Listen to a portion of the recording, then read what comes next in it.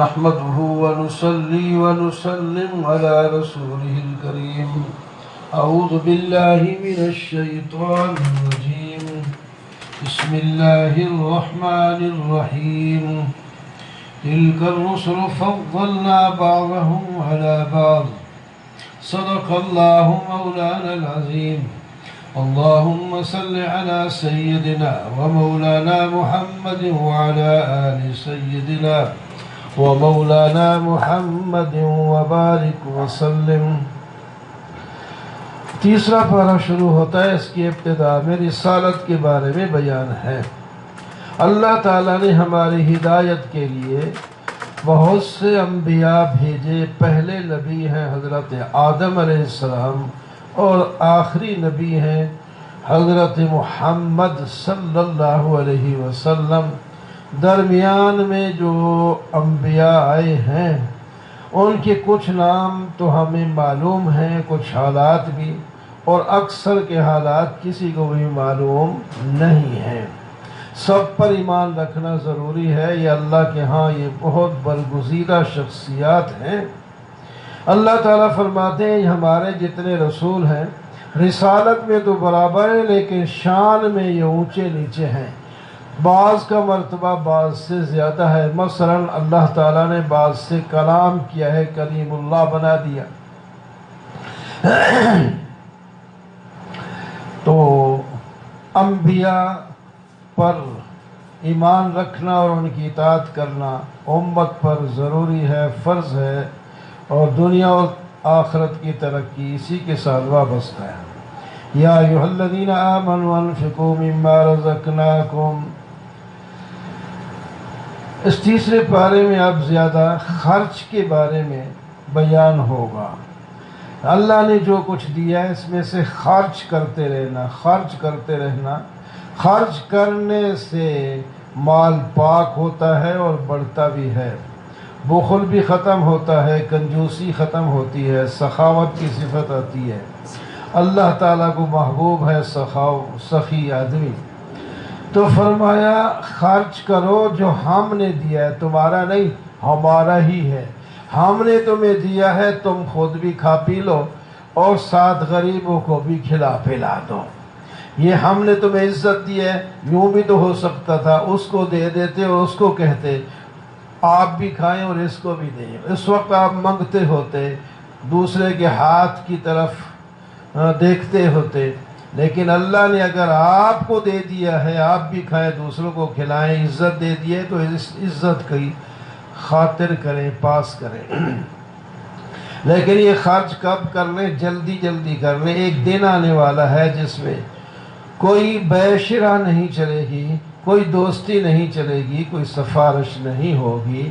وہ ہے مرنے کے بعد. مرنے سے پہلے پہلے خرچ کرو. موت کا وقت کسی کو پتہ نہیں کہ کس وقت آ جائے، لہٰذا جلدی سے جلدی خرچ کر لو. اللہ لا الہ الا هو الحی القیوم. بار بار مسائل بیان کرنے کے بعد اللہ کی توحید کو یاد دلایا جاتا ہے. آیت الکرسی عام لوگوں کو یاد ہوتی ہے. اس میں صرف توحید ہی توحید کو اللہ تعالیٰ نے بھر دیا ہے. جتنی اس کی تشریح کی جائے وہ کم ہے. سرگودے میں ایک عالم رہتے ہیں، انہوں نے آیت الکرسی پر کم از کم 6-7 جلدوں میں کتاب لکھ دی صرف ایک ہی آیت پر. اللہ لا الہ الا هو الحی القیوم. اللہ کے سوا کوئی معبود نہیں، وہی تو زندہ ہے اور ساری کائنات کو تھامے ہوئے ہے. اسے نہ نیند آتی ہے نہ اونگ آتی ہے. ساری چیز کا مالک بھی وہی ہے، جس طرح خالق ہے مالک بھی وہی ہے. اس کے ہاں اپنی مرضی سے کوئی سفارش بھی نہیں کر سکتا.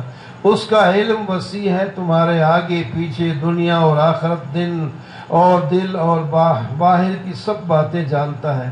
لوگ نہیں جانتے. اس کی حکومت وسیع ہے. وسیع کرسی السماوات والارض. اللہ تعالیٰ کی کرسی ایک تو کرسی ہے ہم جس کو جانتے ہیں. اللہ کی کرسی اللہ کی شان کے مطابق ہوگی، ایسی کرسی نہیں. جس طرح ہماری ہوتی ہے، یعنی مراد حکومت ہے اللہ تعالیٰ کی، آسمان اور زمین کا جہاں خالق ہے، مالک ہے، بادشاہ بھی وہی ہے، لہٰذا اپنے سارے تعلقات اللہ ہی سے وابستہ رکھو، اور ساری کائنات کی حفاظت بھی وہی کر رہا ہے۔ وَلَا يَئُودُ حِفْظُهُمَا، اس دنیا اور آخرت یعنی زمین اور آسمان کی حفاظت اللہ تعالیٰ کو تھکاتی بھی نہیں ہے۔ وَهُوَ الْعَلِيُّ الْعَظِيمُ، وہ برتر اور بلند اور عظمتوں والا ہے۔ لا اکراہ فی الدین قد تبین الرشد من الغی، دین میں جبر نہیں۔ لوگوں نے اس کا مطلب غلط سمجھ رکھا ہے کہ جو کام کرتے ہیں کہتے ہیں یار مولوی یا فلانے تم جبر کیوں کرتے ہو، دین میں تو نہیں ہے۔ بھائی اسلام لانے میں جبر نہیں، اپنی خوشی سے لاؤ، دعوت دی جاتی ہے، دلائل پیش کیے جاتے ہیں، آگے اس کی مرضی پہ چھوڑ جاتا ہے۔ جو ایمان لائے تو ٹھیک ہے، نہیں لائے تو اس پر زبردستی نہیں ہوتی، لیکن جو آدمی ایمان لائے گا اب اس کو اسلام کے قوانین پر سختی سے عمل کرنا ہوگا، نہیں کرے گا تو اس پر سزائیں بھی ہوں گی۔ یہ نہیں کہہ سکتا یار دین میں سختی نہیں، دین میں سختی نہیں۔ تو پھر کیوں نبی علیہ الصلوۃ والسلام صحابہ پر بھی سختی کرتے تھے؟ بعض دفعہ جو غزوہ اس تبوک میں نہیں گئے تھے، رہ گئے تھے 50 دن، جب 3 صحابہ کے ساتھ ہوا، ان کے لیے زمین تنگ ہو گئی، پریشانیاں اتنی ہو گئی۔ تو اس طرح کئی اور موقع پر بھی، تو یہ تنگی اسلام لانے میں نہیں ہے، اور اسلام لانے کے بعد ایک ایک جز پر عمل کرانا جو ہے وہ اسلام اتنا کمزور نہیں کہ ایمان کوئی لائے اس کی مرضی پھر جو کم کرے یہ کرے، اس کو سختی سے عمل کروانا ہے۔ اللہ ولی الذین آمنوا یخرجون من الظلمات الی النور، جو دین پر عمل کرتا ہے، انبیاء کی اتباع کرتا ہے تو اللہ تعالیٰ اس کا دوست ہو جاتا ہے، اور پھر اس کو ظلمتوں سے نکال کر نور کی طرف لاتا ہے، وہ خوش رہتا ہے، دنیا میں بھی عزت کے ساتھ رہتا ہے، آخرت میں بھی اس کو عزت ملے گی، جنت میں چلا جائے گا۔ اور جو کافر ہیں ان کے دوست طاغوت شیطان ہوتے ہیں، وہ ان کو الٹا نور سے ظلمت کی طرف نکال کے لے جاتے ہیں۔ دیکھو مثال اللہ تعالیٰ کیسے نکالتے ہیں اپنے بندوں کو۔ حضرت ابراہیم علیہ نبینا علیہ الصلوۃ والتسلیم کا جب مناظرہ ہوا، اس وقت کے بادشاہ غالباً نمروز تھا اس کے ساتھ، تو اللہ تبارک و تعالیٰ نے ابراہیم علیہ الصلوۃ والسلام کو کامیاب کیا۔ فبہت الذی کفر، کافر حیران رہ گیا، حالانکہ اس کی پوری دنیا میں حکومت تھی اور وہ بڑا کر و فر والا بندہ تھا۔ اس نے تو یہاں تک جو ہے اپنے آسمان کی طرف گدھوں کو لے جا کر وہاں تیر پھینکے اور کہا کہ میں نے آسمان والے خدا کو نعوذ باللہ قتل کر دیا ہے، لیکن ابراہیم علیہ السلام سے شکست کھا گیا۔ اس طرح دوسرا واقعہ حضرت عزیر علیہ السلام نے کہا پتہ نہیں اس بستی کو اللہ تعالیٰ کس طرح زندہ کریں گے، تو اللہ تعالیٰ نے خود حضرت عزیر پر موت طاری کر دی اور 100 سال تک وہاں رہے۔ 100 سال کے بعد اٹھایا تو پوچھا کتنے رہے ہو؟ کہتے دن یا 1.5 دن یا آدھا دن رہا ہوں، اس سے تو زیادہ نہیں۔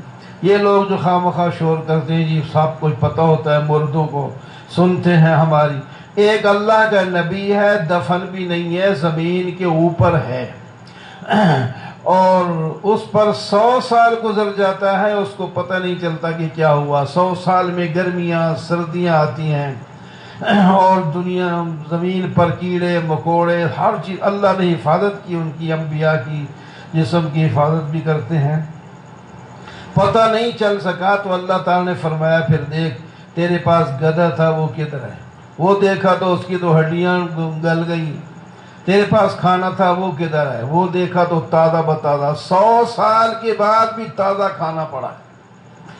اور جو زیادہ زندہ رہ سکتا تھا گدھا وہ ختم ہو گیا۔ فرمایا اب دیکھ ان ہڈیوں کی طرف دیکھ، ہڈیاں سامنے اس کے جلدی جلدی جمع ہو گئی، ڈھانچہ بڑھ گیا، گوشت چڑھ گیا، پوست چڑھ گیا، پھر گدھا بن کے کھڑا ہو گیا۔ فرمایا جس طرح دیکھا ہے تو نا، اس کو ہم نے ٹھیک کر دیا، اسی طرح تمام انسانوں کو بھی دوبارہ ٹھیک کر دیں گے۔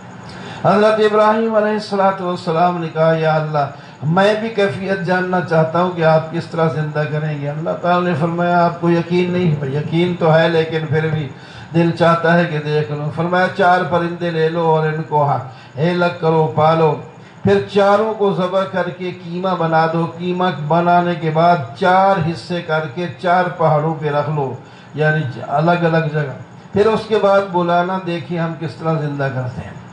جو پرندے کا نام لو گے اس کے سارے اجزاء اکٹھے ہو کر وہ آپ کے سامنے جڑتے جائیں گے اور پرندہ اسی طرح ہو جائے گا۔ تو اس طرح دیکھ اللہ تعالیٰ اپنے پیغمبروں کی، اپنے بندوں کی مدد کرتے ہیں۔ مثل الذین ينفقون اموالهم فی سبیل اللہ، خرچ کرنے کا حکم تھا، فرمایا خرچ کرو، اللہ تعالیٰ تمہیں 700 گنا بڑھا کے دیں گے۔ مثال ایسا ہے جیسے ایک دانہ ڈالو، اس کی 7 شاخیں نکلیں اور ہر شاخ پر خوشہ لگ جائے اور ہر خوشے میں 100 دانہ ہو تو کتنے بن گئے؟ 700۔ جاگتے رہو، 700 بن گئے تو فرمایا اللہ تعالیٰ واللہ یضاعف لمن یشاء، اللہ چاہتا ہے تو دگنا کر دیں گے، 700 دگنا 1400 ہو جاتے ہیں۔ اللہ واللہ واسع علیم، اللہ تعالیٰ بڑی وسع۔ خرچ کرو لیکن احسان نہ جتلانا، اگر تم نے احسان جتلا دیا تو بس یوں سمجھو ہر شے تم نے تباہ کر دی، وہ مال بھی گیا، ثواب بھی نہیں، اللہ خوش نہیں ہوں گے، اللہ الٹا تمہارے ساتھ ناراض ہو جائیں گے۔ فرمایا اس کی مثال ایسے ہے جیسا کہ جو ہے ایک چٹان پڑی اور اس کے اوپر مٹی ہو اور معلوم ہو یہ پانی، یہ زمین ہے اور اس پر کھیتی ہوگی، یہ ہوگا وہ ہوگا، بارش برسی اور وہ جو ہے مٹی دھل گئی، نیچے سے چٹان نکل آئی، اسی طرح ہوئی۔ تو اسی طرح مال تمہارا خرچ ہو گیا لیکن تمہارے پاس کچھ بھی نہ بچا، نہ ثواب ہوا نہ فائدہ ہوا۔ وَمَثَلُ، اور جو لوگ اللہ کی رضا کے لیے جو ہے نا خرچ کرتے ہیں دل کو مضبوط کر کے، اس کی مثال یوں سمجھو جیسا کہ ایک اونچے ٹیلے پر باغ ہو اور وہ باغ جو ہے اس پر بارش برسے اور جناب اس کا پھل تازہ بتازہ ہمیشہ آتا رہے، اگر بارش نہ بھی برسے تو شبنم سے بھی اس کا کام ہو جائے پھر بھی پورا پھل دے تو فائدہ ہو گیا، اس کا خرچ کیا تو ان کے باغ کے اندر پورا پھل آیا۔ اَیَوَدُّ أَحَدُکُم، پھر اللہ تعالیٰ سمجھا رہے ہیں کہ دیکھو تم خرچ تو کرتے ہو، پھر ریا کو چھوڑ دو نا، اللہ اخلاص لے آؤ۔ دیکھو ایک آدمی کا باغ ہو کھجور انگور کا اور اس میں چشمے بھی جاری ہوں، نہریں بھی ہوں، پھل بھی بڑا دیتا ہو، لیکن وہ شدہ بوڑھا ہو گیا ہو اور بچے اس کے چھوٹے ہوں، اور اس باغ پر اللہ تعالیٰ بگولا بھیج دے جس کے اندر آگ ہو، وہ سارے باغ کو جلا کر کے رکھ دے، تو پھر کیا بچے گا اس کے لیے؟ نہ وہ تو بوڑھا ہے، دوبارہ باغ نہیں لگا سکتا، بچے کمزور ہیں وہ بھی نہیں تیار کر سکتے، اس کی تو تباہی ہو گئی نا۔ فرمایا اسی طرح تم اللہ کی رضا کو چھوڑ کر غیر اللہ کے لیے دو گے تو تمہاری تباہی پھر گئی، کچھ نہیں بچے گا۔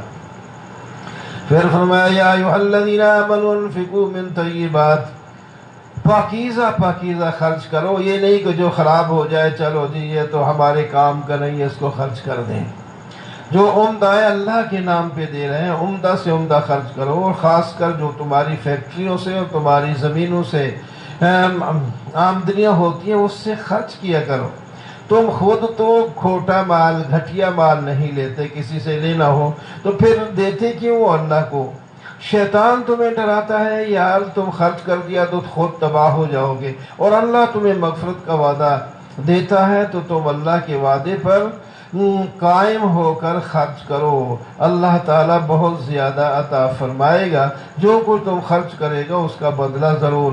پھر خرچ کرنا کی ضرورت ہے، ظاہر بھی خرچ کر سکتے ہو لوگوں کے سامنے تاکہ دوسروں کو ریا نہ ہو، تاکہ دوسروں کو جو ہے ترغیب ہو جائے کہ دیکھو یار وہ دے رہا ہے، غریب آدمی ہونے کے باوجود مجھے اللہ نے بہت کچھ دیا ہے میں بھی تو خرچ کروں، تو ترغیب کی نیت سے لوگوں کے سامنے بھی خرچ کر سکتا ہے۔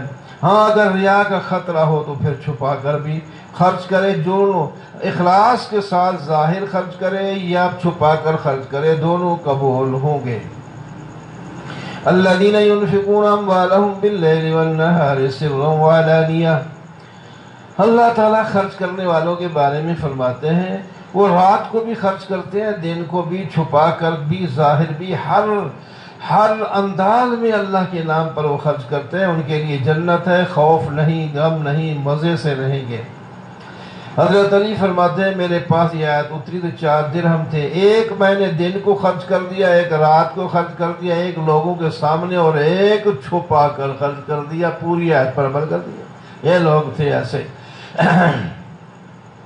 اور اس کے علاوہ جو آدمی ربا سود لیتا ہے اس کے بارے میں بڑی مذمت آئی، فرمایا جو سود کھاتے ہیں قیامت کے دن ایسے اٹھیں گے جس طرح جن نے کسی کو پاگل بنا دیا ہو۔ لوگ بعض دفعہ دیکھ رہے تھے وہ فلانا آدمی جن کھیل رہا ہے اور پاگل سا بنا ہوتا ہے، تو یہ قیامت کے دن یہ بندہ پاگل ہو کے اٹھے گا۔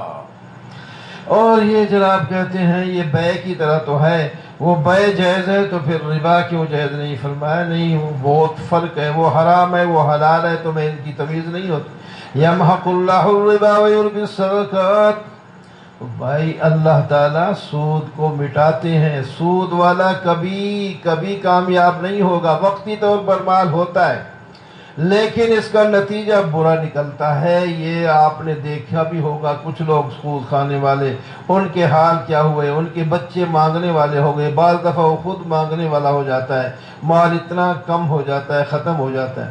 لیکن صدقہ کرنے والوں کا مال اللہ تعالیٰ بڑھاتے ہیں، خود اللہ تعالیٰ فرما رہے ہیں، تو پھر ضرور بڑھاتے ہیں۔ تو ہمیں یقین ہونا چاہیے ہم اپنا مال بڑھوانا چاہتے ہیں تو اللہ کے نام پر خرچ کریں تو اللہ تعالیٰ باقی مال ہمارا جو ہے بڑھا دے گا۔ تقوی اختیار کرو اور جو کچھ تم پہلے سود کھایا کرتے تھے وہ ختم کر دو، اصل مال لے سکتے ہو، اور سود جو اوپر بنتا تھا وہ چھوڑ دو، نہ تم پر ظلم ہو نہ تم کسی پر ظلم کرو۔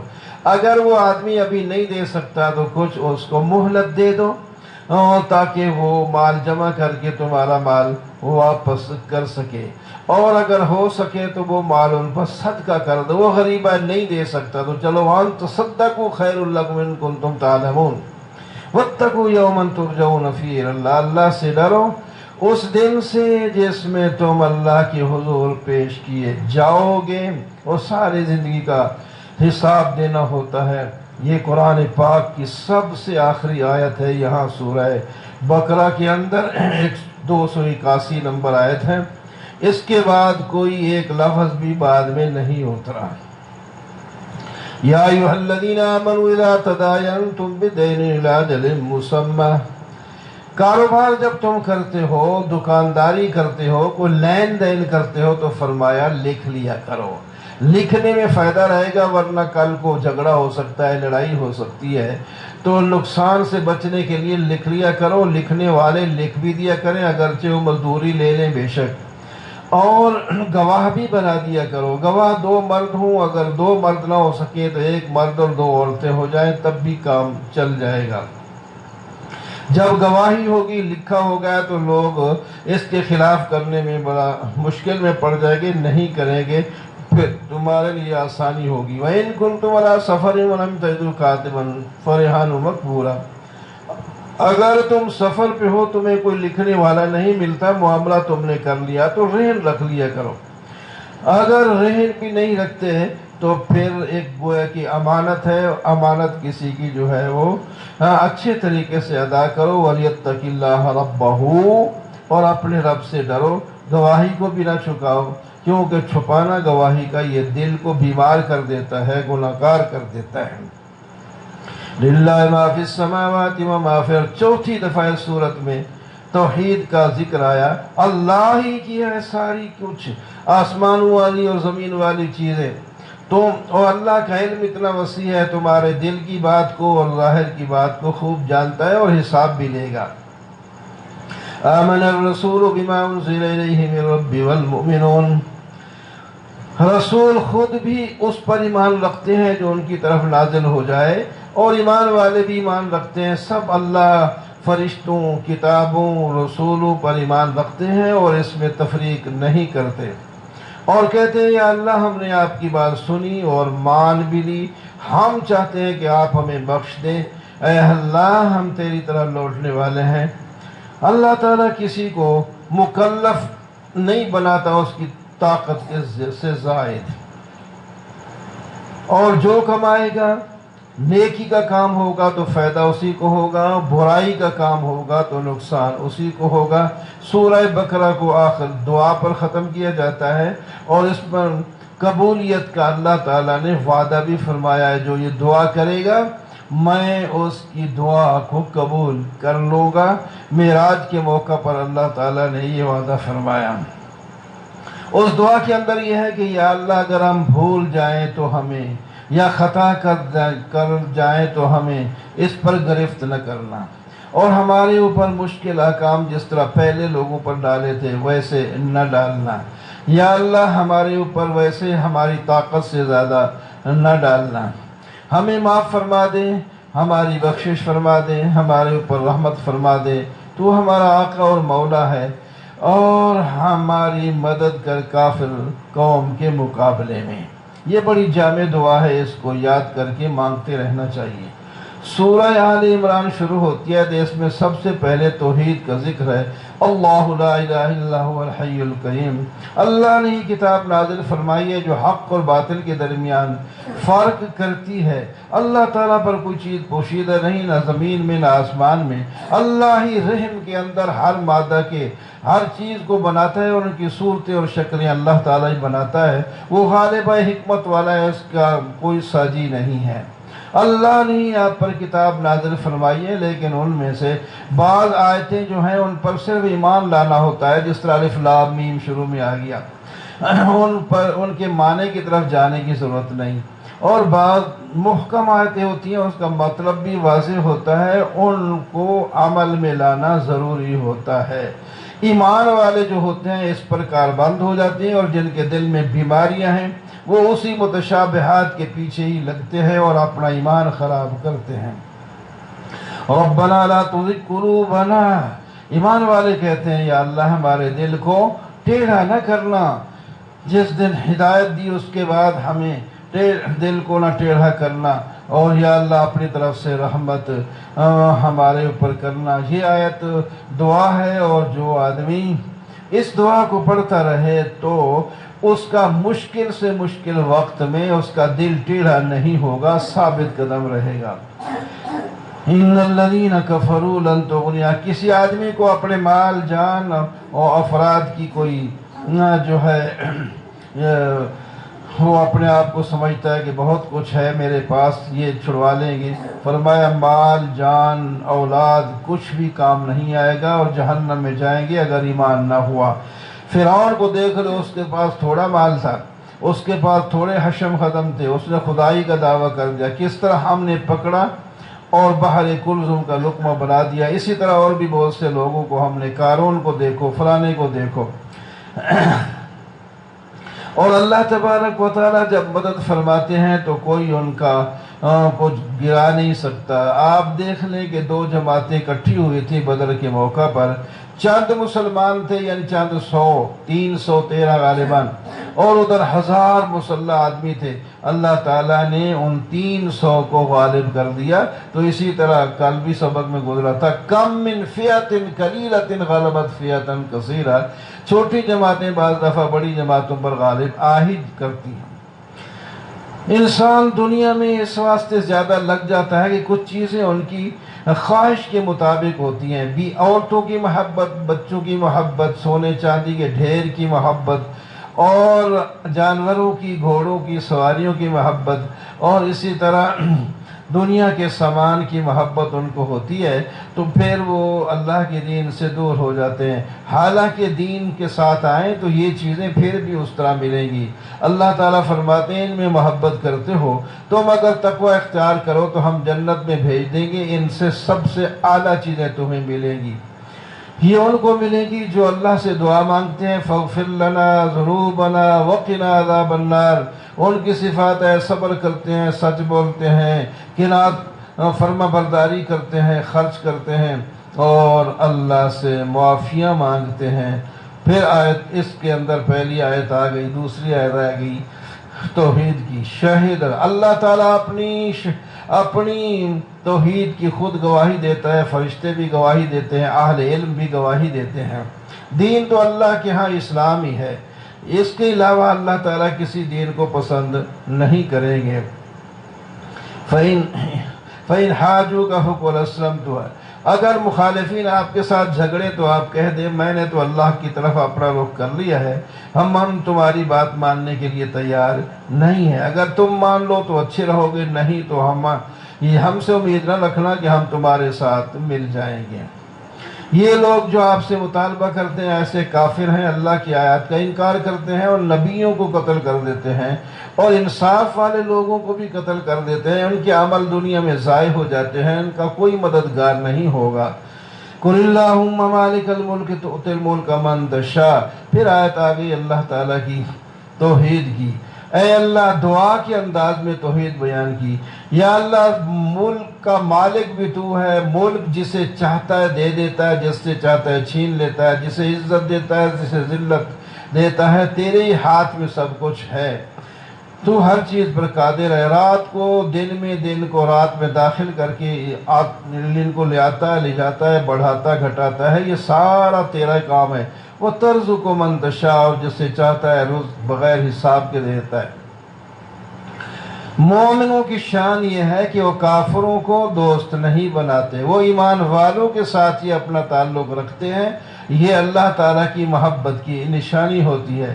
ہاں کہیں کافروں کا زور ہے تو پھر ان کے ساتھ وہ بچاؤ کا سامان تو کر لیتے ہیں لیکن دوستی ان کے ساتھ پھر بھی نہیں رکھتے۔ قُلْ إِن كُنتُمْ تُحِبُّونَ اللَّهَ فَاتَّبِعُونِي يُحْبِبْكُمُ اللَّهُ، آپ کہتے ہیں اگر تم اللہ سے محبت کرنا چاہتے ہو تو اللہ کے رسول کی اتباع کرو، وہ تمہیں اللہ تعالیٰ تمہارے گناہوں کو بھی معاف کر دے گا اور اللہ تعالیٰ تمہارے ساتھ محبت بھی کرے گا۔ اطاعت کرو اللہ اور اس کے رسول کی، اللہ تعالیٰ کافروں کو نہیں پسند کرتے۔ آدم علیہ السلام کو اللہ نے چن لیا، نوح علیہ السلام، ابراہیم علیہ السلام، عمران کے گھرانے، یہ سارے اللہ نے چنے ہوئے ہیں۔ آپ بھی ان کے ساتھ اگر آپ مل جائیں تو آپ بھی چنے جائیں گے۔ ایک واقعہ فرمائے، امرات عمران تھی، اس نے کہا تھا میں نظر مانتی ہوں جو میرے پیٹ میں ہے اس کو میں مسجد کی خدمت کے لیے آزاد کر دوں گی۔ اس نے بچہ جانا تو بچی نکلی، بچی تھی، وہ پریشان ہو گئی، بچی کو خدمت کے لیے کیسے میں چھوڑوں گی۔ اللہ تعالیٰ نے فرمایا ہمیں پتہ ہے جو کچھ تو نے جنا ہے، لیکن ہم نے جو تجھے لڑکی دی ہے اس لڑکے سے بہتر ہے جو تو نے مانگا تھا۔ یہ حضرت مریم تھی، حضرت مریم پیدا ہوگی، پھر حضرت مریم کے پیٹ سے بغیر خاوند کے حضرت عیسیٰ علیہ السلام پیدا ہوئے۔ یہ جلدی بڑھی جلدی پلی، حضرت زکریا علیہ السلام اللہ کے پیغمبر ہیں، ان کی کفالت میں تھی اور اللہ تعالیٰ نے اس کی کرامت ظاہر کی۔ یہ حضرت زکریا علیہ السلام جب واپس آتے کمرے کے اندر باہر مکفل ہوتا تھا، دیکھتے تو نئی نئی چیزیں وہاں پڑی ہیں، پھل ہیں اور کھانے پینے کی بڑی چیزیں ہیں۔ یا مریم انا لک ھذا، مریم یہ کہاں سے آ گئی یہ چیزیں؟ باہر دروازہ بند ہے اور بازار میں بھی یہ چیزیں نہیں ملتی، باغ میں بھی نہیں ہے، یہ آپ کو کیسے مل گئی؟ فرمایا یہ اللہ نے دی ہیں، یہ اللہ تعالیٰ نے ہی دی ہیں۔ تو اس وہیں موقع ہوتا ہے، ہنالک دعا زکریا ربہ، ہاتھ کھڑے کر دیے، یا اللہ مریم کو بغیر موسم کے پھل دے سکتا ہے تو مجھے بڑھاپے میں بچہ دے دے۔ اللہ تعالی نے فرمایا ٹھیک ہے ہم آپ کو بچہ دے دیتے، بچہ دے دیتے ہیں۔ یا اللہ بچہ تو ہمیں ہوگا، ہم بوڑھے ہیں، اس عمر میں بچے تو نہیں ہوتے، اور بیوی بھی میری بانجھ ہے، اس عورت کو بچہ بھی نہیں ہوگا تو کیا کریں؟ اللہ تعالیٰ نے فرمایا پھر مجھ سے مانگا ہے، میری قدرت پر آپ کو یقین نہیں ہے، ہم بوڑھے کو دیں گے اور اسی بات کو بچہ دے دیں گے، ہم تو دے سکتے ہیں نا۔ اچھا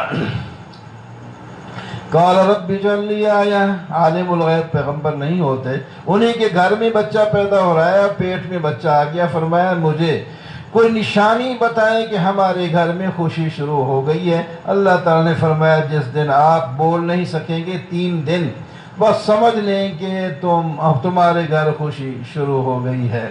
اسی طرح یعنی حضرت مریم علی نبینا، حضرت مریم جو ہے وہ ایک صدیقہ اور ولیہ نبی کی والدہ تھی۔ اللہ تبارک و تعالی نے ان کو چن لیا، واصطفاک علی نساء العالمین، اس جہان کے لوگوں کے جو عورتیں تھیں ان سب سے بڑھ کر حضرت مریم کی شان تھی۔ فرمایا کہ عبادت کرتی رہو، اللہ کو سجدہ کرتی رہو، نمازیں پڑھتی رہو۔ درمیان میں واقعات کے اللہ تعالیٰ نبی علیہ السلام کو خطاب فرماتے ہیں ذالک من انباء الغیب نوحیہ الیک، اے میرے پیغمبر یہ خبریں جو ہیں ہم آپ کو دے رہے ہیں، آپ کو پتہ نہیں تھا، آپ عالم الغیب آپ بھی نہیں ہیں، عالم الغیب صرف اللہ ہی کی ذات ہے۔ آپ کو زکریا اور مریم اور یحییٰ اور ان چیزوں کا کوئی خبر نہیں تھی، ہم نے یہ خبر دی ہے، قرآن میں آ گئی، اب آپ بھی جانتے ہیں اور آپ کی امت بھی جان رہی ہے۔ تو ہم نے دی آپ کو خبر، آپ ہمارے پیغمبر ہیں۔ آپ اس وقت نہیں تھے جب مریم کی کفالت کے لیے کچھ زیادہ لوگ تیار ہو گئے تھے، اور پھر فیصلہ ہوا کہ قرہ ڈال لیتے ہیں، پانی میں کلمے پھینک دیتے ہیں، جس کی قلم رہ گئی وہ اس کی کفالت کرے گا، جس کی چلی گئی تو وہ نہیں کفالت کر سکے گا۔ اور زکریا علیہ السلام کی قسمت میں آیا۔ پھر مریم بڑی ہو گئی، اللہ تعالیٰ نے پھر فرشتہ بھیجا، یا مریم تجھے ہم بچہ دینے والے ہیں، خوشخبری دیتے ہیں، ایک عیسیٰ بن مریم کے نام سے ایک بچہ تمہارا ہو جائے، بڑا عزت والا ہوگا، شان والا ہوگا، لوگوں سے کلام کرے گا، بچپن میں بھی بڑھاپے میں بھی۔ اس طرح کی تعریف بتا دی۔ وہ کہنے لگی انا یکون لی ولد، مجھے بچہ کیسے ہوگا، میں تو کنواری لڑکی ہوں، مجھے تو کسی اور مرد نے اس غرض سے کبھی ہاتھ نہیں لگایا، نہ میں نکاح کیا ہے نہ ویسے ہی۔ اللہ تعالیٰ فرماتے ہیں ٹھیک ہے، کذالک اللہ یخلق ما یشاء، ٹھیک ہے تو ایسے ہی کنواری ہے، تجھے کسی نے غلط ہاتھ نہیں لگایا، لیکن جب ہم دینا چاہیں تو ہم مرد کے محتاج نہیں ہوتے، ہم بغیر خاوند کے بھی بچہ دے سکتے ہیں۔ اور یہ بڑا قیمتی بچہ ہوگا، اللہ کا پیغمبر ہوگا، اور اس کو تورات اور انجیل اور قرآن کا بھی اللہ تعالیٰ علم عطا فرمائیں گے۔ اس کے معجزات بھی بڑے عجیب سے عجیب تر ہوں گے۔ یہ مردوں کو بھی زندہ کر کے دکھا دے گا اللہ کے حکم سے، یہ مٹی کے پرندے بھی اڑا دے گا، کوڑی کو اور نابیناؤں کو ہاتھ لگا کر ٹھیک کر دے گا، یہ اس کے معجزے ہوں گے۔ اور لیکن اس کی دعوت یہ ہوگی ان اللہ ربی و ربکم فاعبدوہ ھذا صراط مستقیم، اللہ ہی میرا اور تمہارا رب ہے، اس کی عبادت کرو، یہ سیدھا راہ ہے۔ یہ نہ ہو کہ میرے ہاتھ سے معجزے دیکھ کر پھر مجھے خدا کا بیٹا یا خدا بنا لو، یہ غلط ہوگا۔ اس کو بھی اس واسطے پھر آگے ضرورت پڑی، ان کے دشمن بھی ہو گئے۔ فرمایا من انصاری اللہ، کون میری مدد کرے گا اللہ کے لیے؟ حواریوں نے کہا ہم آپ کے مددگار ہیں۔ تو پیغمبر کو بھی مدد کی ضرورت ہوتی ہے۔ ربنا آمنا بما انزلت واتبعنا الرسول مع الشاهدين، مکر کیا ان لوگوں نے، لیکن اللہ تعالی نے ان کے مکر کو تباہ و برباد کر دیا۔ یہ نیچے حیران رہے، اللہ تعالی نے عیسیٰ علیہ السلام کو آسمان پر اٹھا لیا۔ اب اس وقت بھی زندہ جس طرح زمین پر تھے اسی طرح آسمان پر بھی زندہ ہیں، قیامت کے قریب اتریں گے اس امت میں، اور پھر اسی امت کا کام نبی علیہ السلام کی شریعت کو آگے بڑھائیں گے۔ ان مثل عیسیٰ عند اللہ کمثل آدم، وہ لوگ جو عیسیٰ کو اللہ کا بیٹا سمجھتے ہیں کہ خاوند کے بغیر بچہ پیدا ہو گیا تو اللہ ہی کا بیٹا ہے، وہ فرمایا پھر آدم کو کیا کہو گے، اس کی ماں کے بغیر تھے، باپ کی بغیر ہے، پھر وہ ڈبل خدا ہو گیا، کیسی باتیں کرتے ہیں؟ یہ باپ کے بغیر پیدا ہو جانے سے بندہ خدا نہیں بن جاتا، وہ بھی پھر بھی بندہ ہی رہتا ہے، انسان ہے یہ۔ قل تعالوا ندعو ابناءنا وابناءکم، آپ مباہلے کی دعوت دے دیں، دلائل سے نہیں مانتے تو آؤ اپنی بچیوں کو، اپنے بچوں کو، اپنے آپ کو سب لے آؤ، ہم بھی لے آتے ہیں اور کھڑے ہو کے دعا کرتے ہیں جو سچا ہے خدا تعالیٰ اس کو کامیاب کرے، جو جھوٹا ہے خدا اس پر لعنت کرے۔ اس کو مباہلہ کہتے ہیں۔ لیکن یہودی نہیں آئے۔ فرمایا آؤ چلو، ساری باتیں نہیں مانتے، جو تمہارے اور ہمارے درمیان متفق ہیں وہ تو مان لیں۔ اللہ نعبد الا اللہ ولا نشرک بہ، ہم اللہ کے سوا کس کی عبادت نہ کریں اور اللہ کے ساتھ شریک نہ کریں، ایک دوسرے کو خدا نہ مانیں۔ اے اہل کتاب، تم کیوں ابراہیم کے بارے میں جھگڑتے ہو؟ یہ تو یہودی نصرانیت بعد میں بنے ہیں، جب تورات انجیل دے ابراہیم علیہ السلام تو پہلے گزر چکے ہیں۔ ما کان ابراہیم و یہودی، نہ ابراہیم یہودی تھے نہ نصرانی تھے نہ مشرک تھے، وہ تو حنیف مسلمان تھے۔ ان کے ساتھ تعلق سب سے زیادہ ان کے اپنے اس وقت کے شاگرد جو ہیں ان کا تعلق ہے، پھر حاض النبی اور اس پیغمبر محمد صلی اللہ علیہ وسلم کا ہے اور ایمان والوں کا ہے، اور اللہ تعالیٰ تمام ایمان والوں کے دوست ہیں۔ وقالت طائفة من أهل الكتاب آمنوا بالذي أنزل على الذين آمنوا وجه النهار، یہودیوں کی چال بازیاں اس وقت بھی تھیں، آج بھی ہیں۔ کہتے ہیں یہودی جاؤ کلمہ پڑھ لو، مجلس نبوی میں بیٹھ جاؤ، سارا دن سر ہلاتے رہو کہ واقعی واقعی واقعی بڑا اس کو بات سمجھ آ رہی ہے، اور شام کو لوگوں کو کہو یار ککھ نہیں سمجھ آئی، پتہ نہیں کی کہنے لے، تاکہ ان کا دل بھی کچا ہو جائے اور بھی ایمان چھوڑ جائے۔ اس طرح کی یہ ثالثی قسم کے لوگ ہیں، اس وقت بھی تھے اور آج بھی ہیں، ان پر اعتماد کسی کو نہیں کرنا چاہیے۔ ان میں یہ بڑے بدبخیل آدمی ہیں، ان میں کچھ اچھے ہیں، بعض تو ان میں سے اچھے ہیں جو ایمان لائے حضرت عبداللہ بن سلام کی طرح، ان کے پاس اگر ڈھیر سونے کا بھی کسی کی امانت ہو تو سارا کا سارا واپس کر دینی، اور باقی جو یہودی ہیں وہ ایک پائی بھی نہیں دیں گے جب تک آپ کھڑے نہیں، کسی کے بعد ایک پائی ہے تو وہ مانگ مانگ مانگ مانگ کے تھک جائیں گے، وہ دینے کے لیے تیار ہی نہیں ہوں گے، وہ کہیں گے یہ تو ہمارا اپنا حق ہے، میں خام خام کیوں دیں۔ اللہ اکبر۔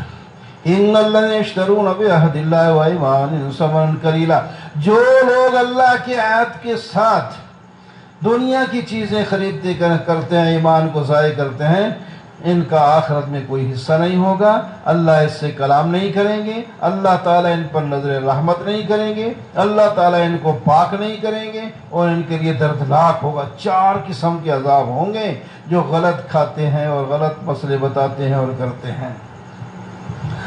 ما کان لبشر ان یؤتیہ اللہ الکتاب والحکم والنبوۃ، کہتے ہیں جی حضرت عیسیٰ علیہ السلام ہمیں یہ کہہ گئے ہیں، حضرت موسیٰ علیہ السلام یہ کہہ گئے ہیں، فرمایا نہیں، کوئی بھی بشر ایسا نہیں ہے جس کو اللہ کتاب دے اور حکمت دے اور نبوت دے اور پھر لوگوں کو کہے کہ مجھے خدا بنا لو۔ وہ تو کہتا ہے اللہ کو خدا بناؤ، اپنی خدائی نہیں بنوایا کرتا۔ پھر وہ کیسا نبی ہوا ہے جو اپنے آپ کو، وہ تو فرعون نے اپنے آپ کو کہا تھا، وہ کہتا ہے وَكُونُوا رَبَّانِيِّينَ بِمَا كُنتُمْ تُعَلِّمُونَ الْكِتَابَ، تم تو رابوں والے ہو جاؤ، رابوں والے ہو جاؤ۔ وہ برائی کا حکم نہیں دیتے، نیکی کا حکم دیتے ہیں۔ نبی علیہ السلام کی شان کا اظہار ہے آخر میں، اللہ تعالیٰ نے جہاں تمام مسلمان لوگوں سے وعدہ کیا تھا کہ الستُ بربکم قالوا بلی، کیا میں تمہارا رب نہیں ہوں؟ سب نے کہا تھا ٹھیک ہے آپ ہی ہمارے رب ہیں۔ اس کو روز میثاق آپ جانتے ہیں، اور ایک میثاق اور وعدہ اللہ نے انبیاء کی جماعت سے الگ لیا تھا، وہ یہ تھا کہ جب میں تمہیں دنیا میں بھیج دوں اور تمہاری موجودگی میں میرا ایک خاص پیغمبر محمد صلی اللہ علیہ وسلم آ جائے تو تمہاری بات کی تصدیق بھی کرے تو پھر تمہیں اس پر ایمان لانا ہوگا اور اس کی مدد کرنا ہوگی۔ انہوں نے کہا جی ہاں اقررت، ہم نے اقرار کر لیا۔ اللہ تعالیٰ نے فرماتے ہیں ٹھیک ہے میں تمہارے اقرار پر گواہ ہوں۔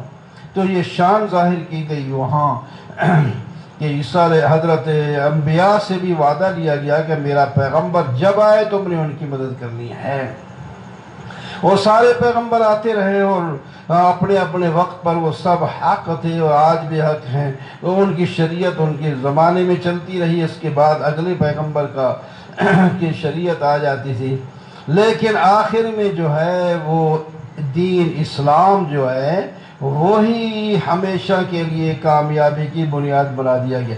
وَمَن يَبْتَغِ غَيْرَ الْإِسْلَامِ دِينًا فَلَن يُقْبَلَ مِنْهُ، جو آدمی اسلام کو چھوڑ کر کوئی دین بنائے گا وہ قبول نہیں ہوگا اور آخرت میں وہ نقصان اٹھائے گا۔ کیسے اللہ تعالیٰ ہدایت دے ایسی قوم کو جو ایمان کے بعد جو ہے وہ کفر پر لگ گئے؟ ان کا بدلہ تو لعنت ہے، اللہ اور فرشتے اور ملائکہ اور جن اور انسان سب ان پر لعنت کر رہے ہیں، ہمیشہ اس میں رہیں گے، ان کا عذاب کبھی مخفف نہیں ہوگا۔ ہاں، دنیا میں توبہ کا دروازہ بند ہونے سے پہلے توبہ کر لیں، اصلاح کر لیں تو اللہ تعالیٰ سارے گناہ ان کے معاف کر دیں گے۔ لیکن جو آدمی کافر ہوا اور ایمان لایا اور پھر کفر میں چلا گیا، جس کو مرتد کہتے ہیں، تو اس کی توبہ قبول نہیں ہوگی مرنے کے بعد۔ دنیا زندگی میں یہ بھی قبول کا ہو سکتی ہے، اور جو ایمان سرے سے لائی نہیں ہے، ایمان کفر میں رہے اور موت بھی کفر پر آئی، ان کی توبہ بھی قبول نہیں ہوگی مرنے کے بعد۔ ان کے پاس اگرچہ ملء الارض ذہبا، سونے سے بھری ہوئی زمین ہو، وہ اپنی جان چھڑانے کے لیے اللہ کے ہاں فدیہ دیں تو قبول نہیں ہوگا۔ اولئک لہم عذاب علیم، ان کے لیے دردناک عذاب ہوگا۔ وما لہم من ناصرین، اور ان کا کوئی مددگار نہیں ہوگا۔